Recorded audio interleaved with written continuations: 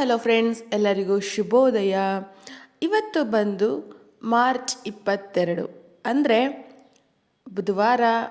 So Ugadi ಹಬ್ಬ ಅಂತ ಎಲ್ಲರಿಗೂ ಗೊತ್ತು. ಯುಗಾದಿ ಹಬ್ಬದಲ್ಲಿ ಬೇವು ಬೆಲ್ಲ ಸ್ಪೆಷಲ್ಲು. ಎದ್ದ ತಕ್ಷಣ ಬೇವಿನ ಸೊಪ್ಪು ಮಾವಿನ ಸೊಪ್ಪು ಕಿತ್ಕೊಂಡು ಬರೋದು ಪದ್ಧತಿ. ಸೊ ಅದು ತಂದ ನಂತರ ಕೈ ಎಣ್ಣೆ ಕಾಯಿಸ್ಬಿಟ್ಟು, ಅಂದರೆ ಹರಳೆಣ್ಣೆನ ಕಾಯಿಸ್ಬಿಟ್ಟು ಅದನ್ನು ಬಾಡಿಗೆಲ್ಲ ಹಚ್ಚಬೇಕು ಮತ್ತು ಕೂದಲಿಗೆಲ್ಲ ಹಚ್ಚಿ ಒಂದು ಹಾಫ್ ಆನ್ ಅವರು ಬಿಸಿಲಲ್ಲಿ ನಮ್ಮ ಮೈಯನ್ನು ಬಿಸಿಲು ಶಾಖ ತಗೊಂಡು ನಂತರ ಸೀಗೆಕಾಯಿಯಲ್ಲಿ ಸ್ನಾನ ಮಾಡಬೇಕು.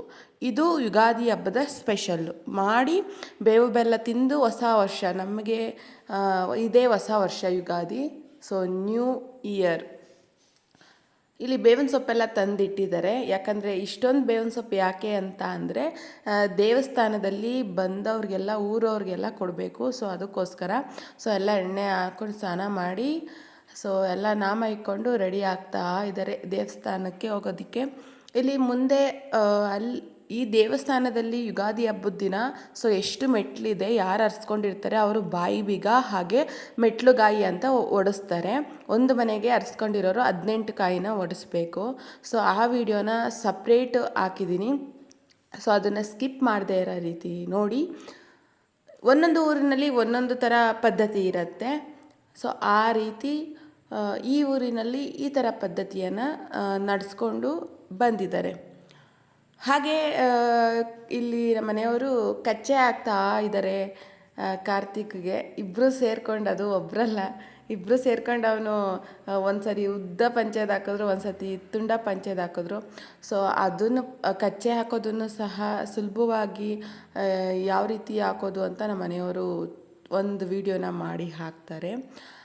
ನಂತರ ಇದು ಬಾಯಿ ಬೀಗ ಈ ರೀತಿ ಇರುತ್ತೆ. ಈ ಬಾಯಿ ಬೀಗಕ್ಕೆ ಒಂದಕ್ಕೆ 20 ರೂಪಾಯಿ. ಮಾಡಿಸಿ ಇಟ್ಬಿಟ್ಟಿರ್ತಾರೆ. ಇದೇನು ಪದೇ ಪದೇ ಮಾಡಿಸೋದಿಲ್ಲ ಬಂದವ್ರಿಗೆಲ್ಲ. 20 ರೂಪಾಯಿ ಕೊಟ್ಟು ತಗೊಂಡು ಇದನ್ನು ಅಲ್ಲೇ ಹಾಕ್ಸ್ಕೋತಾರೆ. ನಂತರ ಅದನ್ನು ವಾಪಸ್ಸು ತಂದುಕೊಡ್ಬೇಕಾಗತ್ತೆ. ಈ ಥರ ಬಾಯಿ ಬೀಗ ಇರುತ್ತೆ. ಎಷ್ಟು ಫಾಸ್ಟಾಗಿ ಹಾಕಿದ್ರು ಅಂತ ಅಂದರೆ, ನಂತರ ನಾನು ಮಗುಕ್ಕೆ ಎಣ್ಣೆ ಹಾಕ್ಕೊಂಡು ಕೂತಿದ್ದೀನಿ. ಕೈ ಎಣ್ಣೆ ಈ ಸೆಕೆಯಲ್ಲಿ ಕೆಲಸ ಎಲ್ಲ ಮುಗಿಸಿ, ಅಯ್ಯಪ್ಪ ಹೆವಿ ಸೆಕೆ. ಮುಖ ಮಾತ್ರ ಬ್ರೈಟಾಗಿ ಕಾಣಲಿ ಅಂದ್ಬಿಟ್ಟು ಕೈ ಎಣ್ಣೆ ಹಚ್ಕೊಂಡು ಕೂತಿದ್ದೀನಿ. ಇಲ್ಲಿ ಕಚ್ಚೆನ ಹಾಕೋಕ್ಕೆ ರೆಡಿ ಮಾಡ್ತಾ ಇದ್ದಾರೆ. ನಂತರ ಈ ಬೇವಿನ ಸೊಪ್ಪೆಲ್ಲ ಅರಿಬೇಕಲ್ವಾ. ಬೇವಿನ ಸೊಪ್ಪು ತುಂಬ ಹೀಟು. ಅದು ಕೈಯಲ್ಲಿ ಅಥವಾ ಒಳ್ಕಲ್ಲಲ್ಲಿ ಅರಿದ್ರೆ ಕಣ್ಣು ಕೈ ಕಾಲೆಲ್ಲ ಫುಲ್ಲು ಉರಿ ಬಂದುಬಿಡುತ್ತೆ. ಆಮೇಲೆ ಕೈ ಒಂದು 2-3 ದಿನ ಕಹಿ ಹೋಗಲ್ಲ. ಆಮೇಲೆ ಬಾಯೆಲ್ಲ ಇದ್ದಕ್ಕಿದ್ದಂಗೆ ಕಹಿ ಬರುತ್ತೆ. ಆದ್ದರಿಂದ ಮಿಕ್ಸಿಗೆ ಹಾಕ್ಬಿಟ್ಟು ರುಬ್ಬಿಟ್ಟು ಆಮೇಲೆ ನಂತರ ಏನಿರುತ್ತೆ ವೇಸ್ಟ್ ಅದು ಹಾಕೊಂಡು ರುಬ್ಬಿಟ್ರೆ ಮಿಕ್ಸಿಲಿರೋ ಅಂತಹ ಕಹಿ ಅಂಶ ಹೊಂಟೋಗ್ಬಿಡುತ್ತೆ. ಸ್ವಲ್ಪ ತರಿಯಾಗಿ ರುಬ್ಬಬೇಕು. ಆಮೇಲೆ ಬೆಲ್ಲನ ಪೀಸ್ ಮಾಡಿ ಸೇರಿಸ್ಬೇಕು. ನೀವು ಬೆಲ್ಲ ಹಾಕಿ ರುಬ್ಬೋದ್ರಿಂದ ಅದು ಕರ್ಗತ್ತಲ್ವ ಬಿಸಿಲಿಗೆ, ಚಟ್ನಿ ಟೈಪ್ ಆಗಿಬಿಡುತ್ತೆ. ನಾನು ರೆಡಿ ಆದೆ. ಹಬ್ಬಕ್ಕೆ ಅಂತ ಹೊಸ ಬಟ್ಟೆ ತಗೊಂಡಿದ್ವಿ. ಸ್ಯಾರಿ ಈ ರೀತಿ ರೆಡಿಯಾಗಿದ್ದೀನಿ. ಹಬ್ಬಕ್ಕೆ ಅಂತ ರೆಡಿ ಆಗ್ಬೋದು, ಬಟ್ ಈ ಬಿಸಿಲಲ್ಲಿ ಏನೇ ಆದರೂ ಮೇಂಟೈನ್ ಮಾಡೋದು ತುಂಬ ಕಷ್ಟ ಆಗಿರುತ್ತೆ. ಪರವಾಗಿಲ್ಲ, 1-2 ಫೋಟೋ ತಗೊಂಡು ಹಬ್ಬ ಸೆಲೆಬ್ರೇಟ್ ಮಾಡಿಬಿಟ್ಟು ಆಮೇಲೆ ಮಾಮೂಲಿ ಯಥಾವಿಧಿಯಾಗಿ ಬಟ್ಟೆ ಹಾಕೊಳ್ಳೋದು. ದೇವಸ್ಥಾನಕ್ಕೆ ಹೋಗಿದ್ದು ಬಂದ್ವಿ. ನಂತರ ಬೆಳಗ್ಗೆ ಬ್ರೇಕ್ಫಾಸ್ಟ್ಗೆ ದೇವಸ್ಥಾನಕ್ಕೆ ಹೋಗಿದ್ದು ಬಂದು ಬೇವು ಬೆಲ್ಲ ತಿಂದುಬಿಟ್ಟು ಗೀ ರೈಸ್ ಮಾಡಿದ್ದೆ. ಮತ್ತು ಅದ್ರ ಜೊತೆಗೆ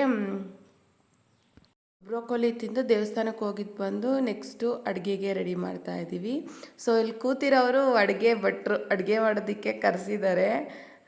ನಮ್ಮ ಮನೆಯಲ್ಲಿ ಯಾವುದೇ ರೀತಿ ದೊಡ್ಡ ಫಂಕ್ಷನ್ ಅಡುಗೆ ಮಾಡಿದ್ರೂ ಸಹ ನಮ್ಮ ಅತ್ತೆನೇ ಬಂದು ಮಾಡೋದು. ಇಲ್ಲೆಲ್ಲ ಮಾಡ್ತಾ ಇದ್ದಾರೆ. ಮಧ್ಯಾಹ್ನದ ಊಟಕ್ಕೆ ಮಾವಿನಕಾಯಿ ಚಿತ್ರಾನ್ನ, ಬೋಂಡ, ಹೆಸರುಬೇಳೆ, ತರಕಾರಿ ಪಲ್ಯ, ಬೇಳೆ ಸಾಂಬಾರು, ಹಾಗೆ ಅನ್ನ, ನಂತರ ಹಾಲು ಪಾಯಸ ಅಂತ ಮಾಡಿತ್ತು. ಅದು ವಿಡಿಯೋ ಮಾಡ್ಕೊಳ್ಳೋಣ ಅಂತ ಅಂದ್ಕೊಂಡೆ. ಮಾಡೋಕ್ಕಾಗಲಿಲ್ಲ. ಕಾಂತಾರ ಮೂವಿ, ಗುರು ಶಿಷ್ಯರು, ಈ ಥರ ಒಳ್ಳೊಳ್ಳೆ ಮೂವಿಗಳು. ಇದು ಇದೇ ಹಾಲು ಪಾಯಸ. ಇದಕ್ಕೆ ಗಸಗಸೆ ಪಾಯಸ ಹಾಕ್ಕೊಂಡು ತಿನ್ನೋದು. ಹಾಗೆ ನಾನು ಶೇಂಗಾ ಒಬ್ಬಟ್ಟು ಮಾಡಿದ್ದೆ ಸಂಜೆ ಮೇಲೆ. ಅದು ತುಂಬ ಟೇಸ್ಟಿಯಾಗಿತ್ತು. ಈ ರೀತಿ ನಾವು ಮಧ್ಯಾಹ್ನ ತಿಂದಿದ್ದು 4-5 ಗಂಟೆ ಆಯಿತು. ಮೇನ್ ಯುಗಾದಿ ಹಬ್ಬ ಅಂದರೆ ಹಿಂದೂಗಳಿಗೆ ಹೊಸ ವರ್ಷ. ಬೇವು ಬೆಲ್ಲ ಹಾಗೆ ಮಾವು. ಇವಾಗ ಮಾವಿನಕಾಯಿ ಎಲ್ಲ ಸ್ವಲ್ಪ ಇನ್ನೂ ಬಲ್ತಿರಲ್ಲ, ಸ್ವಲ್ಪ ಮೀಡಿಯಮ್ ಆಗಿರುತ್ತೆ. ಈ ರೀತಿ ನಮ್ಮ ಹಬ್ಬ ಇತ್ತು. ಹಳೆ ವರ್ಷದ ಕಹಿ ಘಟನೆಗಳನ್ನು ಮರೆತು ಹೊಸ ಜೀವನಕ್ಕೆ ಕಾಲಿಡುವ ಒಂದು ಪ್ರಯತ್ನ, ಬೇವು ಬೆಲ್ಲ ತಿನ್ನೋದು. ಸೊ ನಮ್ಮ ದಿನ ಈ ರೀತಿ ಇತ್ತು. ಸೊ ತುಂಬ ಎಂಜಾಯ್ ಮಾಡಿದ್ವಿ.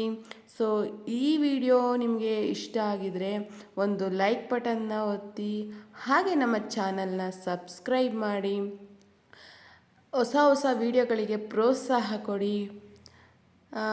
ನಂತರ ಯುಗಾದಿ ಹಬ್ಬ ಅಂದರೆ ಏನು ಸ್ಪೆಷಲ್ ಅಂತ ಗೊತ್ತಿರತ್ತಲ್ವ, ಸ್ವಲ್ಪ ಕಾರ್ಡ್ಸು. ಸೊ ಮನೆ ಇದಕ್ಕೋಸ್ಕರ ಸ್ವಲ್ಪ ಎಂಜಾಯ್ ಮಾಡಿ ಆಡಿದ್ವಿ.